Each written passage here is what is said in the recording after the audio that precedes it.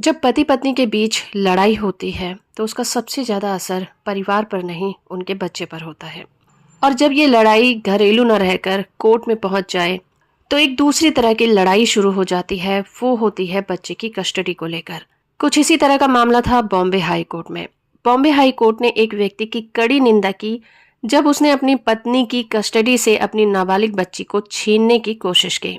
Court ने माँ बाप दोनों को ही ये निर्देश दिए कि वो अपनी आपसी लड़ाई में बच्चे को न घसीटें। कोर्ट ने तुरंत ही बच्ची को माँ को सौंपने का आदेश दिया। इस केस की सुनवाई जस्टिस कमल खाटा और जस्टिस आरिफ डॉक्टर की बेंच कर रही थी। एक बंदी प्रत्यक्षीकरण याचिका पर सुनवाई चल रही थी, जिसमें महिला ने आरोप लगाया था कि उसके पति ने जबरन ही 5 साल की बेटी को उसके पास से छीन लिया है और वापस करने से इनकार कर रहा है। जिसके बाद कोर्ट ने आदेश दिया कि वो व्यक्ति बच्ची को कोर्ट में पेश करे। कोर्ट में उसने बचाव में कहा कि उसने जबरदस्ती बच्ची को नहीं छीना है, बल्कि बच्चा खुद ही उसके साथ गया है।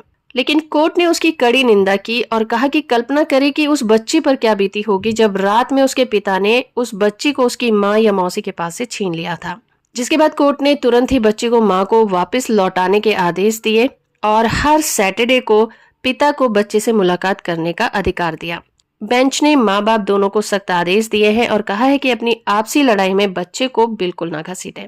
तो दोस्तों, होता यही है कि जब परिवार में किसी भी तरह की अनबन होती है या लड़ाई झगड़े होते हैं तो उसका सबसे ज्यादा असर और सीधे तौर पर बच्चों पर ही पड़ता है। और कोर्ट में इस तरह के मामले तो अब रोजमर्रा की जिंदगी के हिस्से बन गए हैं। करना बस इतना ही है, जब इस तरह के मामले कोर्ट में पहुंचे तो उसे समझदारी से निपटाना है, ताकि हमसे जुड़े लोगों पर उसका कम से कम प्रभाव पड़े। हो फ्रेंड कि ये वीडियो आपको इन्फॉर्मेटिव लगी होगी। वीडियो को लाइक और चैनल को सब्सक्राइब करना बिल्कुल मत भूलिएगा।